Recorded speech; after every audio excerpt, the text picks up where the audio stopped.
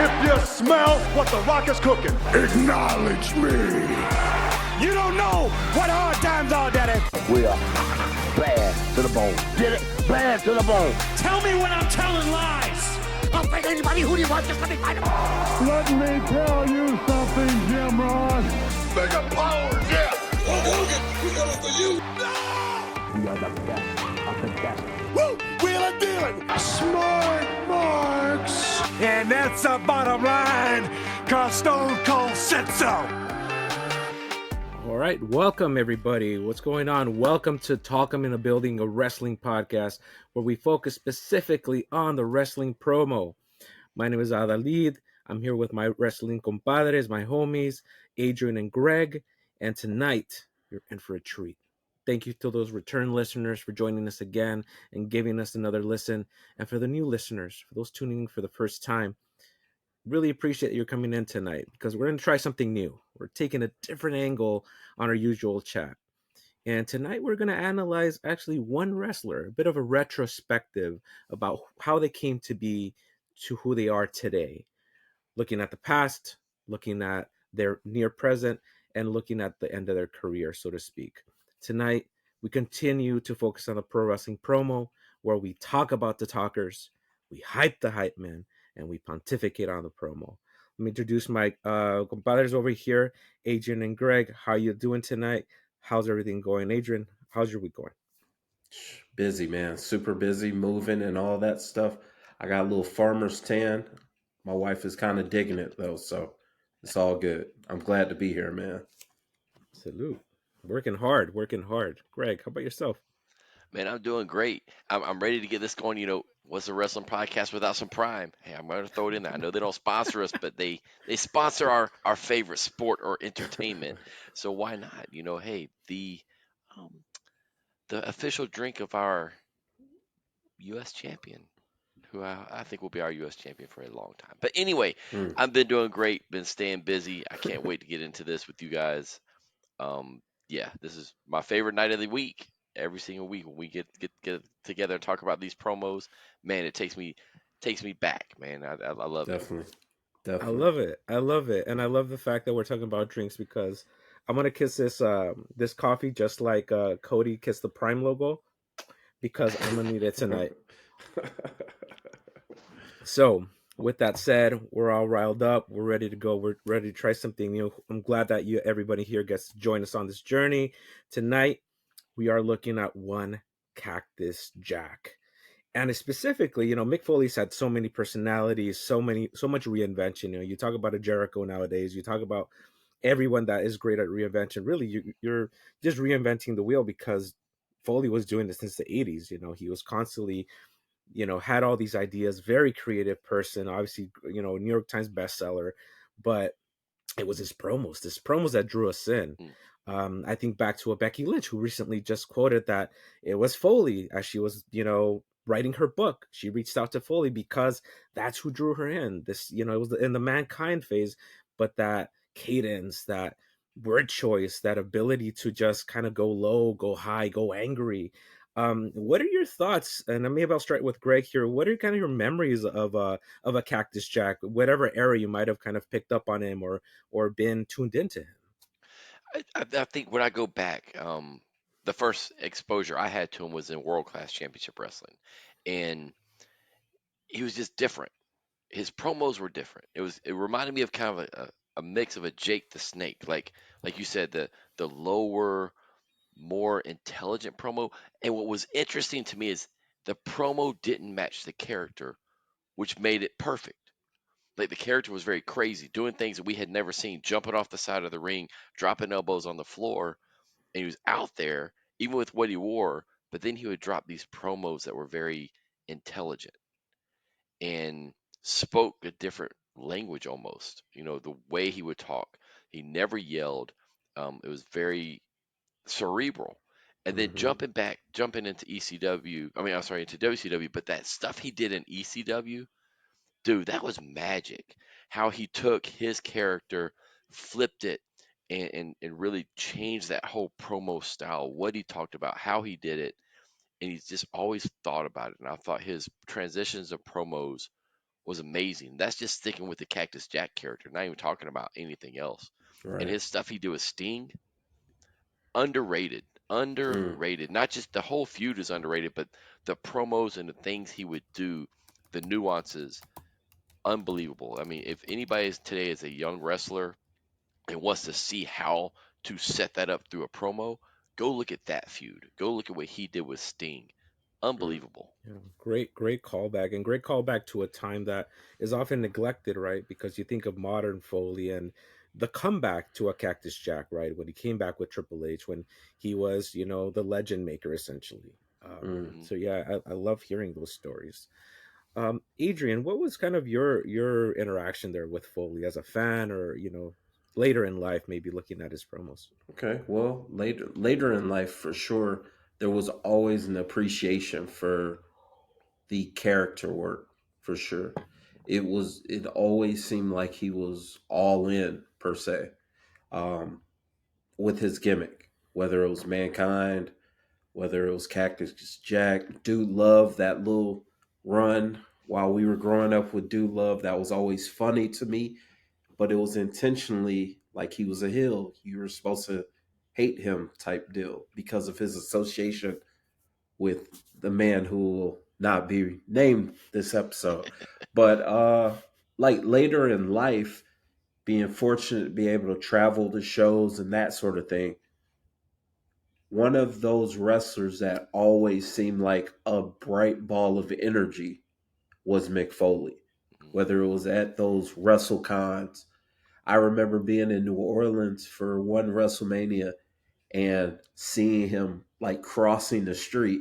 He looked like a hobo because of his sweatpants and whatever, but Don't we we all? recognized him. Right, exactly. And we yelled, "Hey, Mick," and he waved and was like, hey guys, enjoy the weekend, that sort of thing. You could tell that he was rushing. He was probably late for an event or something, but he made time to at least say hello and make a genuine hello. So those kind of things stand out, especially once you get to a certain level in the industry.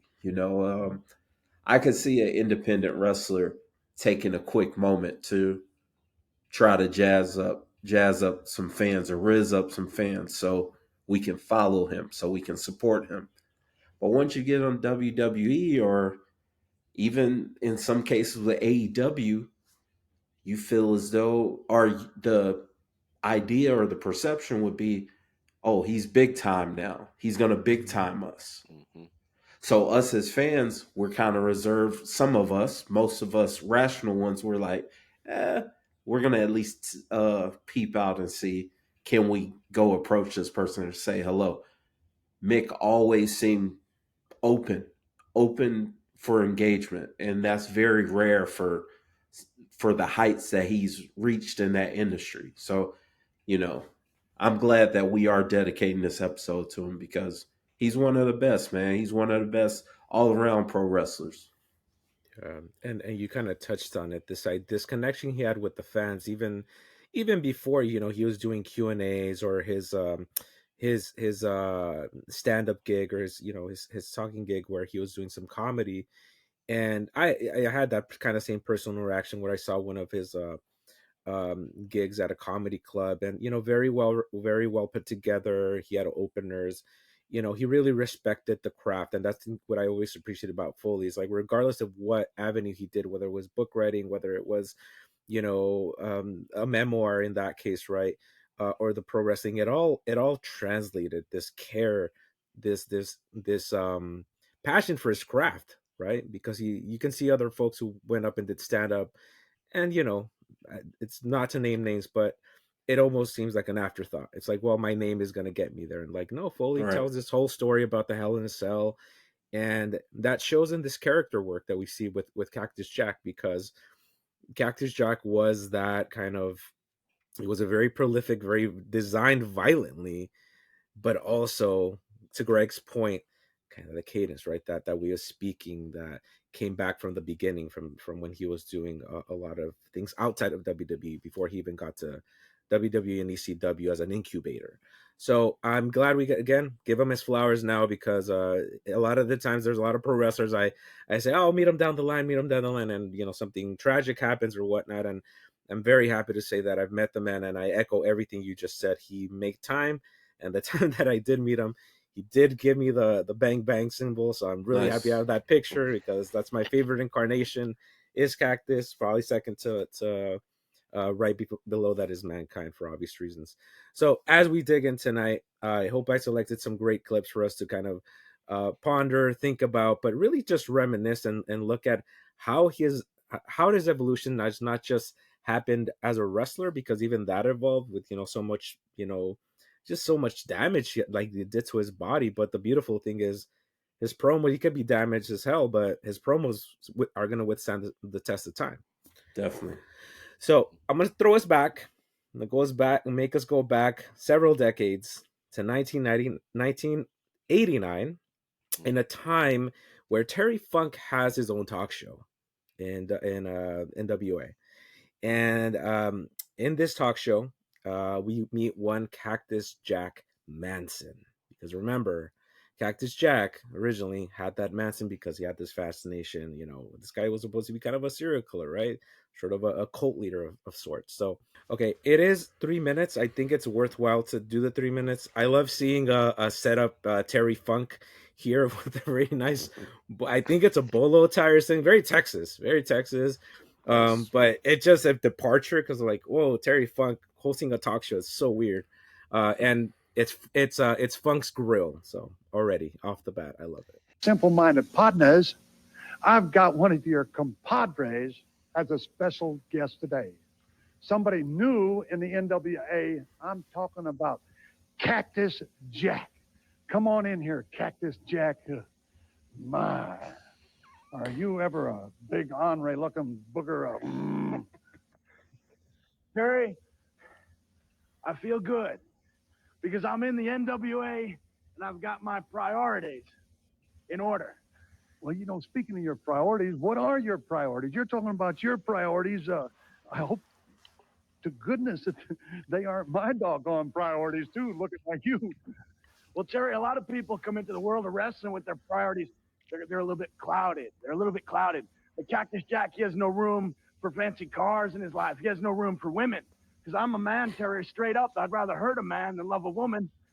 And that's why I'm in the NWA. What about, you say you don't like cars or anything like that. How about money? You like money, I'll bet. On a list from a spectrum from here to here, money's not really that high on Cactus Jack's priority list. No. Well, you might be just the type of fella I've been looking for on the Double Cross. I've been looking for a foreman of the Double Cross Ranch, somebody to work out there with me, that isn't too concerned about money. A job offer? It might be. Depends on if you like steak or beans. Which do you prefer? Hey, I'm a bean man. Every cowboy in this country was raised on ham and beans. Well, if you were raised in a land of enchantment, old New Mexico, well, you certainly know about beans. I'll bet you know about onions, too, don't you? Onions, Terry, not exactly, but they tend to taste a little bit like owl. Well, I guess you don't like onions. No. I like owl. You like owl, huh? Yeah. You certainly had some problems with your partners. You have. You just can't find a partner that's compatible with you. It's a problem. It's a problem, and I'll tell you why. Because my reputation, Cactus Jack comes in here with a reputation that stretches for hundreds of miles in the wrestling world. So I come into the NWA, the top of the heap, and I'm given a selection of partners that couldn't shine my shoes, and they tell me they're good. Who am I? It's a trusting world, I think. To make it function, it's a trusting world, so I trust them when it turns out not to be. Terry Funk, if you don't tell Cactus Jack the truth, you may end up suffering the consequences. I'm going to tell you the truth now, Cactus Jack. It might be because you're nuts and they're sane. You ever think of that? No. There's reasons out there, but I don't think that's one of them. We were talking about the truth. Speaking of the truth, we've got to go now. So, hoochie coochie, so buenas noches, and so long, everybody. very, very young Mick Foley, probably in his like early 20s, had been in the wrestling business probably like 3 or 4 years at that point. So not completely a rookie, but for all intents, a rookie. Let me start with you, Adrian. Kind of what's your reactions to seeing such a, dare I say, unpolished Cactus Jack? I mean, you can see the shades. You can see the shades of what he will eventually become. Um, Terry did a. Terry was entertaining during that segment for me. It was a lot of little subtleties that Terry added to it made it ultimately very entertaining for me. Um, I can I'll at least shoot Cactus a little bell, or Mick a little bell, just because of his character. So he could come off a little awkward and out of place because of his character, but I almost want to say that's just because he was a younger wrestler on television or whatever, his first experience or whatnot. I don't know. That's the kind of vibe I got. Yeah. How about you, Greg? What did you think about that first experience from Cactus Jack? One, my first thought is, I wonder what their relationship was at that point between Funk Good point. and Yeah. because there was no direction. Right.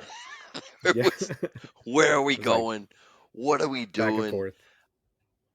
He asked about the money, the beans. It's like, okay, we're going to go down a path where he's going to hire him and be somebody on the ranch. And then we kind of took a hard right and started talking about the partners he had an issue with. So it was like, where are we going with this? So there's no direction, and so that I don't think helped him any. Right, as a younger talent, I feel like you need that direction. Like, where are we going? Where's my bullet points? I felt like this was Terry having fun and Cactus not knowing what to do.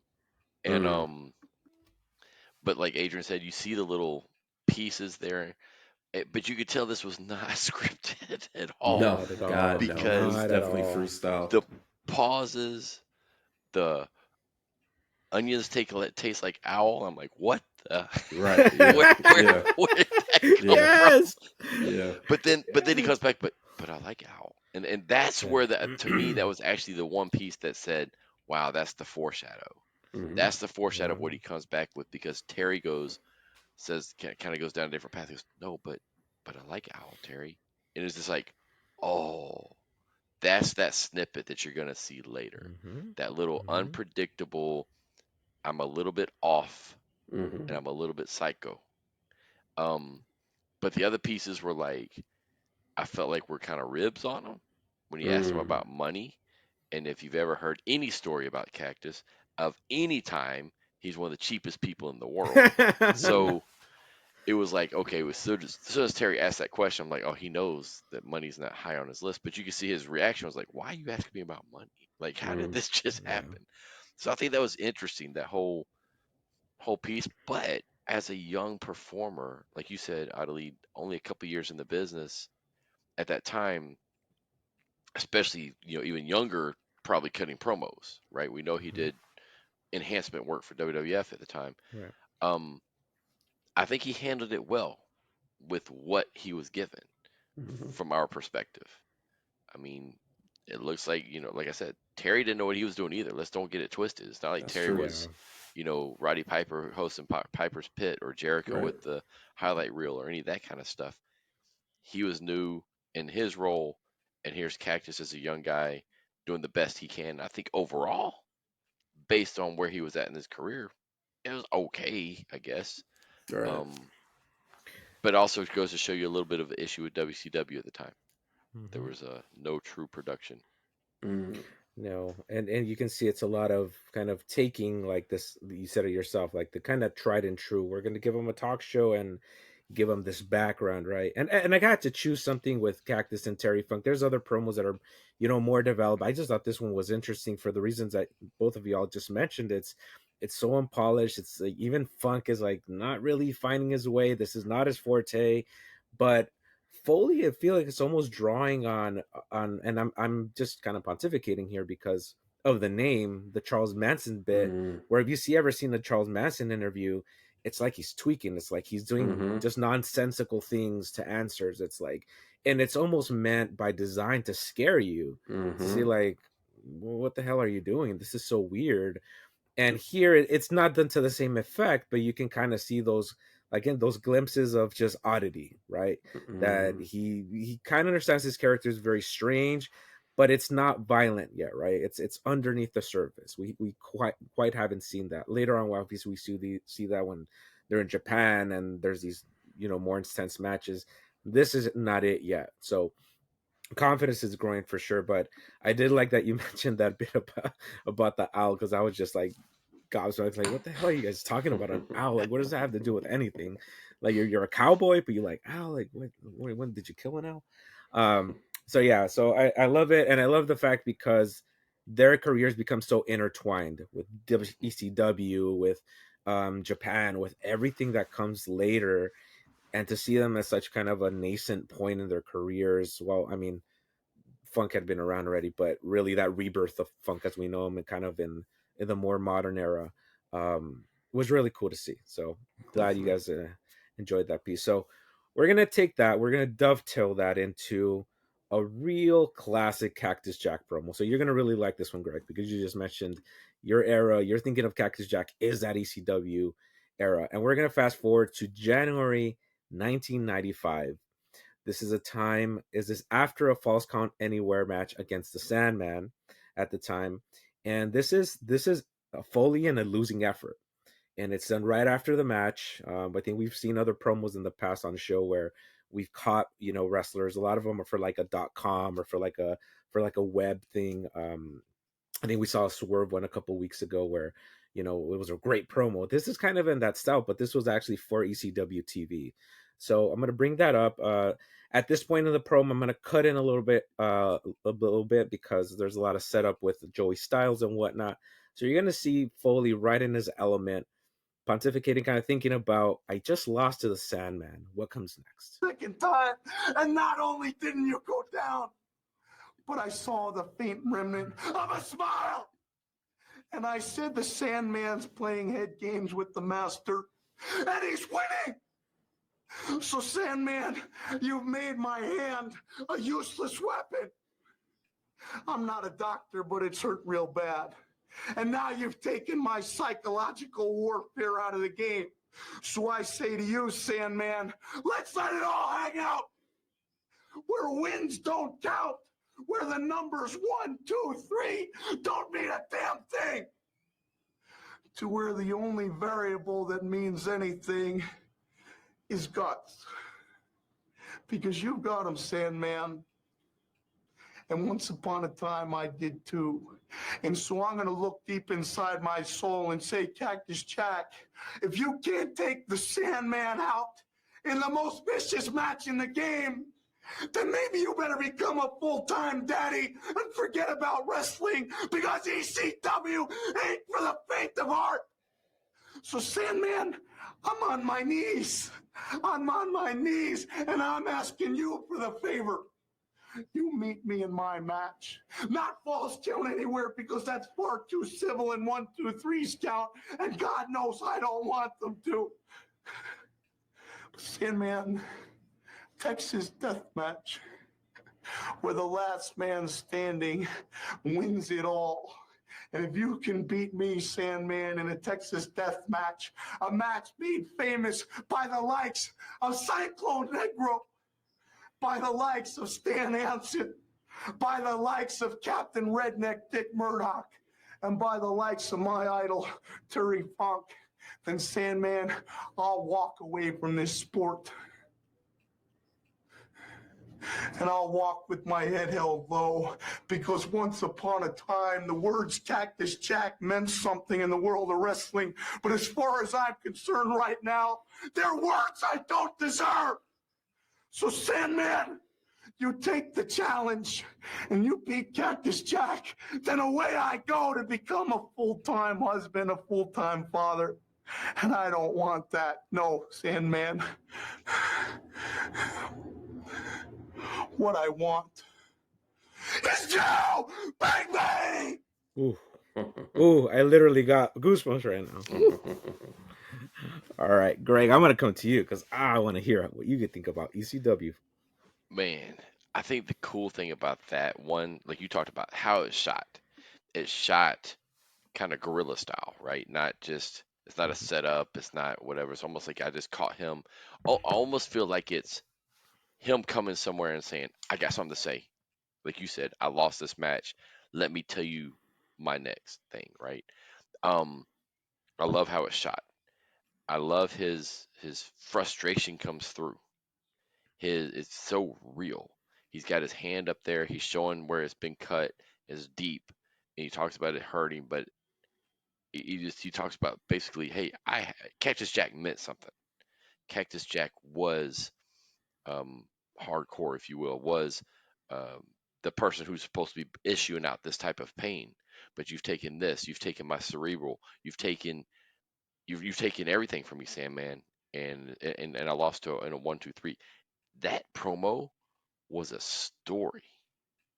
Like he just told a full story, and it's almost like promo class 101. Mm-hmm. Talk about what happened. Talk about the stakes of what happened. Talk about bringing your emotion. What do you want, and what are the stakes? Also tie in the history of what you're asking for. So you think about he went through this whole thing. Then he adds in, I want a Texas death match. Why do you want a Texas death match? Because I don't want a 1, 2, 3. I want to prove to you that I am Cactus Jack and that Cactus Jack hasn't lost it. Why? What is the meaning of a Texas death match? He goes back to old school wrestlers, Stan Hansen and everybody, and then he brings in that Terry Funk element that we all know ECW has a connection to. So he connected to everything within ECW, that crowd. He connected to the old school crowd, and he told a story. The cadence of it is what I love. It's that frustration that comes out. It's a little bit of yelling. It's a little bit of bringing it back. It's a little bit about coming back out. He's trying to control it, but he's like, maybe I should be. If I can't do this, then I'm going to go become a full time dad. So now he brings in that whole other emotional part, right? I just think that right there is Cactus Jack. That Mm-hmm. is the epitome of Cactus Jack to me. Um, he's not scripted, not overly produced. Obviously, probably given some bullet points of hey, hit a couple of things here, and then he makes it his own. But also puts over what? He didn't just put over him. He puts over Sandman, but he also puts over ECW in the ECW. same Yep. Bingo, piece. 100%. He knows exactly what he's trying to do, and he sells the match. Like you said, you got goosebumps. I did too. I started feeling it. Like, man, it made me want to go watch the match. I'm not gonna lie. I'm sitting here like, I need to dig this match up and go watch this. And here we are, what, 30 freaking years later almost, and it's bringing us in like that. That's the epitome of a promo. Definitely. Well said. Yeah. Adrian, what kind of talking about that piece that Greg talked, that connective tissue, that kind of bringing in all these elements very seamlessly, very, effortlessly, it seemed almost, because maybe written in his head. Kind of, what was your take on this? Honestly, man, Greg, that was well said. I only have two points two notes to point out for this. One, his hand. He made sure the hand was in frame, looking as mangled as possible. You see how distracting it is while I'm talking. This hand is looking all crazy.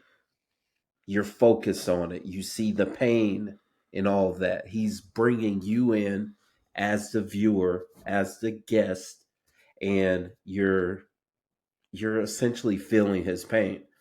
Another point, like you said, with the cadence, high energy, bringing it down because he's so emotional. He's on the verge of tears at some points while he's talking. And if you're not paying attention, you will start to pay attention once you start to hear it, because you're like, is he crying? And you get drawn in. So this podcast is about the promo. That's a perfect example of a professional wrestling promo done right. It brings us in. It makes us want to know what happened in that match, because I'll be honest, I don't know. I'm gonna look that match up this weekend because of the emotion and just the energy coming off of him in that promo. That's a damn well done promo for sure. Yeah. And oftentimes cited as not just one of the best Cactus Jack promos, as there's one of the greatest promos Foley ever cut, right? Period, bar none. And a lot of Yep. it is associated with, yeah. I mean, it's kind of adding to the notes that you were saying, Adrian, and adding on to what Greg said earlier. Greg, I think you guys both summed it up really well there. This production piece, right? We talked about kind of very gritty, very, it's for TV, but it still feels very DIY because it's down a hall in a locker room of sorts. You can see the boom mic shadow kind of coming down in the background. But just little moves, right? Almost theatrical moves, right? The framing, like Adrian said, in the hand, but also that moment where he talks about "I'm begging you on my knees," and Mm-hmm. he drops to his knees, never Mm-hmm. gets up. Never gets up. The frame stays on him, maybe even a little closer, more pain, more angst, and that classic Foley, right? That screeching kind of cry, like Adrian said, almost on the verge of tears, but really evokes this feeling of like, that's where I got the goosebumps at the very end, because he's desperate, Mm-hmm. right? It's no more like this boring pro wrestling promo, like I'm gonna beat you 1, 2, 3. In fact, he says, I don't want the number. I want to prove it in my arena, to prove that my name, even if I lose, I just want to have my name proven for one last time. And it's almost like he's not denigrating fatherhood or being a husband. Actually, not at all. It's I'm happy to go do that, but I need to have this respect put on my name for one last time. And now, obviously, now with retrospect, we see the Sandman for being, you know, very crucial, very next to a dreamer, very symbolic of what an ECW was. But here's Foley, who was kind of in it. He was that puzzle piece that was lifting up these guys through these promos, right? Was helping Mm-hmm. them, because a lot of them couldn't cut a promo, quite frankly, right? They were in to the level. I mean, who could cut a promo even nowadays, like a Foley, to that level and be allowed that much freedom, right? Because Right. nowadays there's so much writing involved. But one last thing I'll say about why I chose this promo is it comes after a loss. It's not celebratory at all. It's not this piece where he's happy or he's looking for a championship or he's in the chase. It's literally him salvaging who he is and Mm-hmm. who he wants the public to know him as. So I too will be looking. I will find the match and I'll send it in Yeah, our group please chat do. and Yeah, check it yeah. out, because it's a great one to check out and see the aftermath. So with that through line, I want us to look at one promo here. This is actually, if we're looking at it, this is 20 years ago almost. And like I said earlier, a lot of Foley's work later in his career, especially with WWE, obviously he had a TNA stint and did the commissioner roles and whatever. But this is kind of those last instances where he was coming in as an active wrestler, still, within his full faculties, not too hurt quite yet. He did he did the work with Triple H, right? He did the work with Edge, but it was the work that he did with Orton. And if we recall the work that we did, that really elevate Orton to another level, because Orton was not known as a guy that was going to do hardcore matches. Too much of a pretty face, too much of a good looking dude. And here's Foley, who was like, no, now you're in my world. This is how we're going to play. And that also had to do a lot with the promo. So we see a lot of enveloping of this evolution of what a Cactus Jack, but not just Cactus Jack, just Foley. At some point, Cactus Jack, Mankind, they all become just this unified being of who Mick Foley was as a pro wrestler. So what you're going to see now is a promo leading up to a match with Randy Orton. And I'm going to break it up in chunks. It is a relatively long promo. I'll show you one part where you can focus on the imagery, and then the imagery will change once again. Christmas of 1977, 3 sizes too large, and not worn in the last 10 years until just a few days ago. I went through a box of my favorite things and gleefully withdrew it, intending to wear it in my match at Backlash in Edmonton. It may sound funny that a guy whose name is synonymous with hardcore wrestling would become so fond, even in love, with an inanimate object. But I've always found the world hardcore really had nothing to do with chairs. It had nothing to really do with tables, garbage cans, cookie sheets. The name hardcore signified that I had an attitude that meant I was going to go above and beyond what it took to give the fans the greatest show possible. It was a word that said, I love the business and I love the fans enough to put my body through unimaginable pain. And even when I had the chance to go to Japan and take part in some barbaric matches, I did it with love on my mind. After all, in 1994, I had a 1-year-old baby girl. I had a 3-year-old boy. I had a mortgage to pay, and I did what I had to do to pay the bills.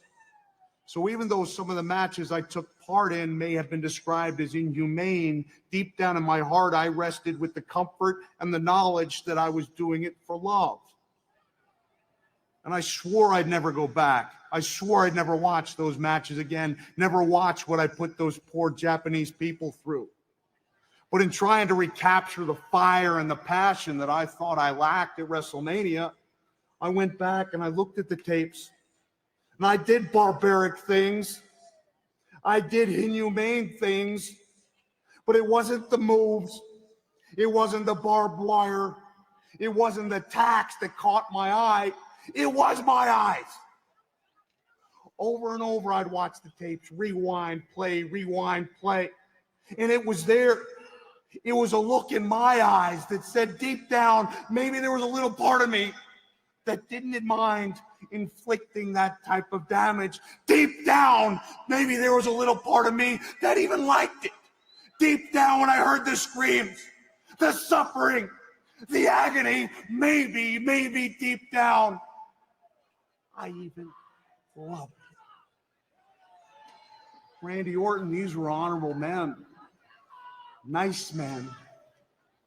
They never spit in my face. They never conducted a calculated campaign calling me a coward. They never took cheap shot, triple team efforts to send me to the hospital. But the fact is, when I had the chance, I wrapped the arm in barbed wire and I tore them apart.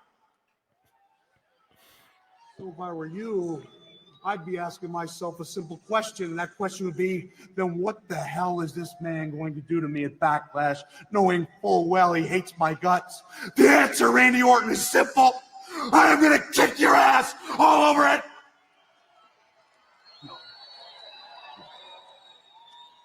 I'm not going to kick your ass all over Edmonton. Because I hear that all the time. It's become cliche. I'm going to kick your ass, man. I'm going to kick your ass. I'm not going to kick your ass in Edmonton, Andy. I'm going to be a little bit more descriptive than that. And in order to be descriptive, well, I'm going to have to introduce you to another old friend of mine. Another friend I saw in my box of favorite things, Randy Orton.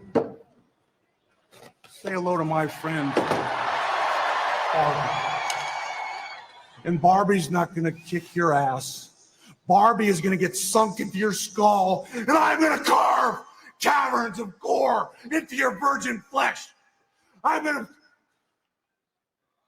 to bring on the type of bleeding usually reserved for special effects teams in Mel Gibson biblical efforts. Randy Orton, I'm going to tear you apart. I'm going to take Barbie, and I'm going to take you off. I'm going to take Barbie, and I'm going to take Barbie. I'm going to teach you what it means to be hardcore. I'm going to rip. I'm going to tear. I'm going to gorge. I'm going to possibly disembowel. And I'm going to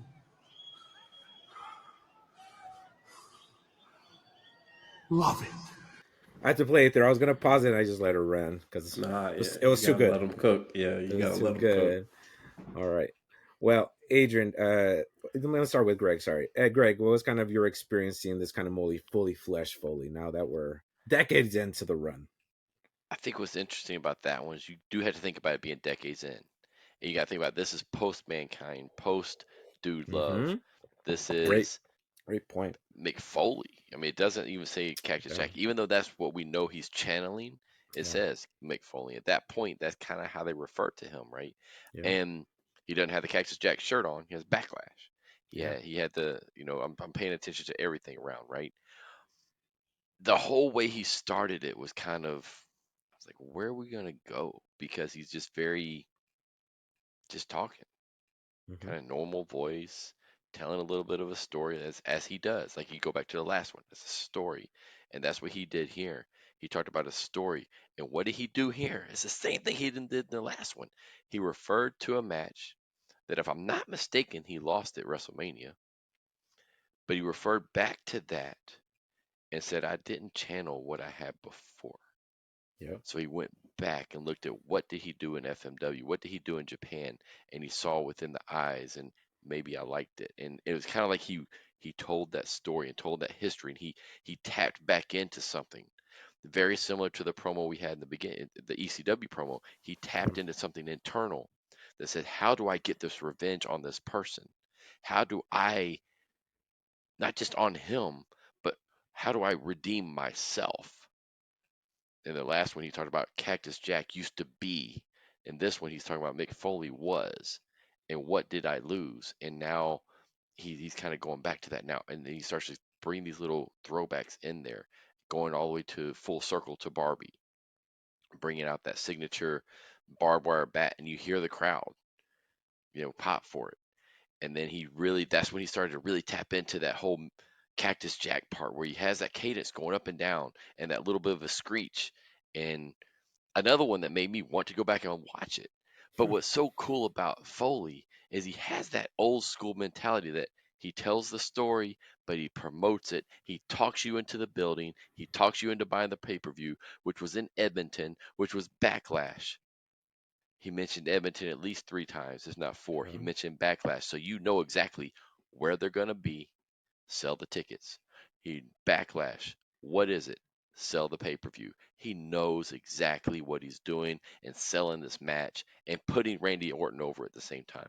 Dude's a genius, man. So underrated. When we talk about the best talkers of all time, how he's not in the top 3 all the time on these Mount Rushmores is amazing. Yeah, well said. I love that you're thinking of him as one of the greatest talkers, and somewhat it's strange that he's that underrated, right? If you think about it in the grand scheme of things. Mm-hmm. Adrian, what kind of thoughts were going through your head as you're seeing him, especially with like Barbie, and it's almost like it's an afterthought, really, to me. It's like it's just showing that violence, really. No, it's like what Greg said. It's a journey, and throughout this journey, he's becoming more and more unhinged to the point where at certain points he felt himself going there, but he say, no, calm down. Let's get it back together. And then he goes back, and he's starting to lose it. No. And then it's like, no, screw it. No, let me go ahead and tell you what time it is. And let me go ahead and let you know where I am mentally right now. And I'm going to go ahead and destroy this production set. I don't know. Was that Vince yelling at him in the back? Because it kind of sounded Vince's. It sounded like Vince, yeah. But that was a nice touch. It was someone yelling like, "Yo, Mick, chill!" Like what? And a woman screaming like, he's unhinged. It's perfect, man. It's perfect. It kind of reminds me, and this is one of my favorite Mick Foley moments, was that Mankind promo with Jim Ross, where he's calm. And again, it's a journey with Mick. And that's why I definitely agree with you, Greg, that more people should be talking about Mick Foley as being one of the greatest talkers, because he would always take you on a journey. And in that promo, he's taking you on a journey. He's slightly on edge. because that was his character, right? He's not all there. And then he just loses it to the point where not only is he uh, up out of his seat, but he literally attacks JR, someone that we rarely, if ever, saw get touched. Toward certain parts of his career, of course, someone would, a heel would hit him or grab him or something like that. But I remember being shocked seeing him get attacked. So it's the same kind of mannerisms where the guy is going from being calm and easy but slightly on edge, because that's just him, to the point of him being just completely tweaked out and just a wild man, which we love. Exactly. Yeah. And it's that Foley we love, right? Because it's almost like we know where he's gonna go, right? Like there's no question about where the ending. We just don't know how he's gonna get there. Kind of like Greg said, this story that he weaves. He's always paying tribute to the past, to the people that got him there, the people that he admired.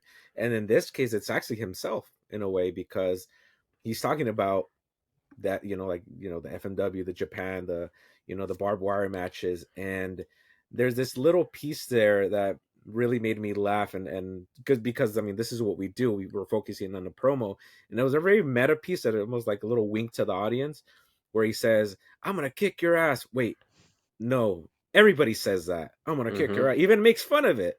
And it's so cool because in like this promo for like a worldwide wrestling organization, well within, in the heights of popularity, and he's criticizing everybody that does that, but does that to this day, and says like, no, let's go a little more nuanced, right? And I'm telling you that the way I'm getting there, even though I'm gonna go crazy in like the next 30 seconds, this is my reasoning why, right? It's not out of the blue. It's not because I'm just angry and I'm trying to get you guys, to make me look like I'm an angry guy. It's because I have a very deliberate, very significant reason why I want to make you bleed and disembowel you, Randy Orton. And I think that's, again, as someone who really likes reading and how structure goes, as you guys are probably tired of it at this point, it's really cool to see that beginning, middle, and end, and how he always has that really nice through line, right? I would love to analyze this, like just kind of a written perspective. Actually, of that Sandman promo, there's a whole transcript of it, and I was just fascinated with like, okay, there's your thesis, there's your supporting reasons. Oh, you're restating this, cool. Oh, you're doing a callback, nice, and you're restating it again. Really, truly written like an author. And obviously, I don't know if he wrote these out, because obviously we know famously he wrote his first book by longhand, the whole thing. And they didn't believe it. Yeah, they didn't believe that he wrote it. And it's like, no, this is not ghostwritten. This is actually, I wrote this for real. Yeah. So for Foley here, go ahead, Greg. Yeah. So one thing about this promo as well that was huge. You got to think about, he was not a full-time performer. Yeah. He had equity, but he just lost. But through his promos leading up to this match with Randy Orton, it elevated Randy. It made the victory Randy got over him mean more.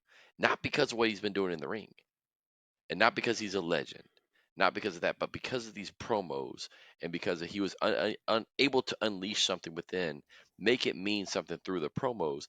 It elevated Randy. And to your point, it made Randy, and he did the same thing with Edge, it made them a different level performer. It showed another side. It showed that they have a toughness. It showed that they have a grit. It showed that they can tap into something different. And I would argue neither Edge nor Orton become what they become. Agreed. Without these programs with Foley. That's fair. It's a masterclass, right? Effectively, it's a master, and not even in the promo, in the program itself. Because they obviously know, like, hey, we're gonna do this run of matches. I got this much left in me, because I'm getting up there and my body's kind of breaking down. I can give you this much, but whatever I can give you in the ring, we're gonna fill in with promos. And you better believe they were sitting back there with Foley taking the lead and saying, we're gonna hit this, and it's very cooperative, very collegial. but very bottom line, because like you said, he loves money too. It's a business, and the more people they draw in. But you look at, I mean, I look at Orton right now, and he's just cutting promos right now on his return. That return from the long layoff, and you see this essentially a grizzled vet, right? That has a real passion, has a real backstory. Says like, I'm here to tell you who Randy Orton is, and that kind of grizzled version of him doesn't exist without this program with Foley, and same with Edge. Edge has become kind of a mentor to others now too, and it's really interesting to see that kind of go full circle, because now Foley's an elder statesman. He's not super, he's not completely, like old, but in the eyes of the wrestling fan and all these new wrestlers, they're looking back at these promos, they're studying them, they're analyzing them, not just for their content, but for their longevity. Because again, Foley did it in so many different eras. And I know we're focusing on the Cactus Jack promo, but man, if we opened it up to Mankind, if we opened it even to Dude Love, like Adrian said earlier tonight, yeah, it was meant to be a funny kind of like throwback that Vince found out that it was this high school character that he was doing or whatever, or when it was early in his career. But he even made that work because you hated the guy. You thought it was really annoying. So the classic piece of, turning something that probably wouldn't work with anybody else and making it work for the audience of the time. Any other thoughts kind of as we're wrapping up here tonight, thinking about who, Foley, how he embraces this Cactus Jack promo. But I'll say this, and maybe you guys can help me think about this. What's unique about the Cactus Jack character itself, especially later, as once he had kind of, strayed away from it and then he became Mankind, when he would bring it back, it was a special attraction. Definitely. It was not something that wore out its welcome. Kind of what are your thoughts on using the Cactus Jack character as kind of this kind of like hidden weapon, so to speak? It was almost perceived as like a cheat code. I know, what was it, his feud with Triple H at the time or whatnot, where he came back as Cactus Jack and he talked himself up as being Cactus Jack. It was weird, but it was one of those things where I wasn't familiar with Cactus Jack. I only knew him as, Mankind or whatever. But seeing everyone get so excited about it, that's when you start to ask your older cousins or anybody who watched, WCW hardcore. Like, I would ask my friends, like, yo, who is Cactus Jack? Why was everyone so excited? They're like, dude, you got to see this. And then that's when you get introduced to tape trading and that kind of stuff. So it just speaks volumes to the character, the perception, and most importantly, how well he connected with wrestling fans. It was such a memorable character. And it's one of those things where I would think, if you're a professional wrestler, you say in your mind, man, if I strike gold once, I'm good. He struck gold essentially 3 different times. Yeah. Like, how many other people can really say that they changed their personality 3 different times and got all 3 of them over for different reasons, very different reasons. So I would argue with you that is 4 or 5 different times. Definitely, Take Mankind, what he was, what he became. I mean, the transitions Mankind by itself went through. True. Where he went from so serious in the cellar and all the of boiler that, room and everything, to do to Mr. Sacco. Right. Rock and sock connection. Yeah. True. His reaction elevated that crowd more, because there's plenty of people in that crowd. To your point, Adrian, you didn't know who it was. There's no way everybody in that crowd knew who they were. Who That's Cactus true. Jack was. That's very true. But Triple H's reaction took those who knew who Cactus Jack was, elevated those, and when those elevate, then those other ones are gonna be like, oh, I don't know what's going on, but I need to cheer because they just scared Triple H.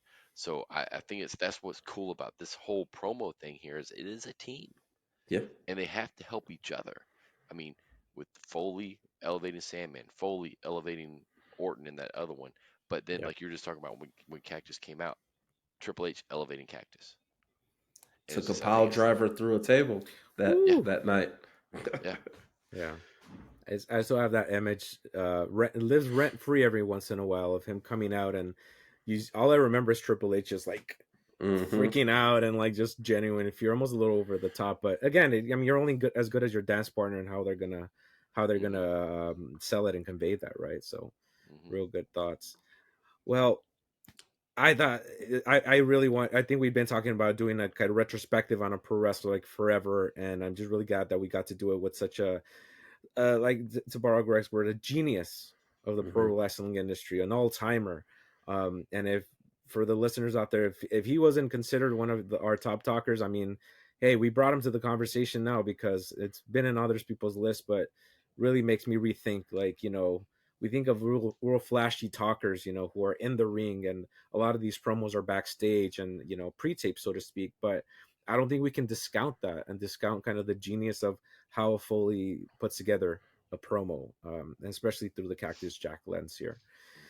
So as we close out our usual non-wrestling promo of the week, I brought you guys something fun. It's completely detached from anything we saw tonight, so just be prepared to just enjoy this one. Tonight, well, in the months that we're going to be releasing this, it is the Mexican soccer final for the Mexican League. And the only reason I bring that up is this is actually a Mexican soccer coach that is going to, let's say, have an interaction with a member of the media. This guy actually works for ESPN now, so it's going to be interesting for you guys to see this. So this is a coach. He's very adamant about giving a female member of the media an opportunity to talk. It is subtitled, so you won't miss it. ¿Hay alguna dama antes de un caballero que quiera preguntar? Porque así es para mí, primero las damas. En su casa usted pone sus reglas, en mi casa pongo yo. Y nosotros aquí estamos acostumbrados así. No le voy a discutir con usted. Es las damas primero y se acabó. Punto. Y así tengo 6 años aquí. Y usted no me va a decir qué carajo tengo que hacer. ¡Cállese, carajo! That's it. That's the promo. Nice. That Nice. was awesome. Yeah. Hell yeah. Oh my gosh. Yeah, he went through multiple teams, by the way. He didn't stick around much with one team or the other. I think he had like 2 or 3 stints with that team that he was with at the time. Nice. Hell yeah. Oh my gosh. That's hilarious, man. That's hilarious. That was good. That was good. Stood on business. He got his man. point across, didn't he? Mm-hmm.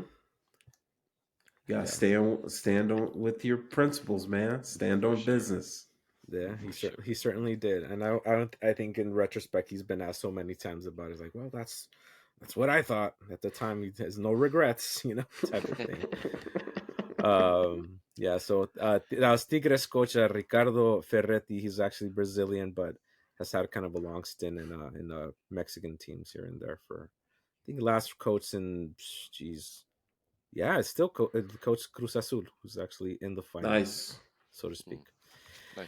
All right, gentlemen. So thank you for joining us on this journey with this retrospective on Cactus Jack, and hopefully it's one of many to come forward. We've been thinking about other pro wrestlers, and not necessarily, someone who's like done with their wrestling careers, some wrestlers who are active that we're fascinated by.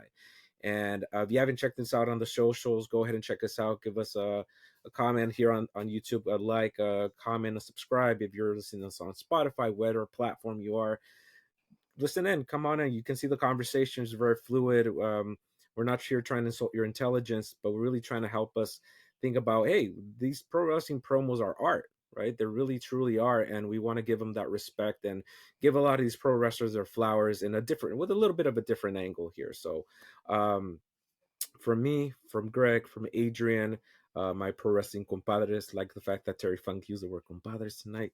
I bid you farewell and hope you guys join us again here on the Talk 'em in the Building podcast. We'll see you guys next time.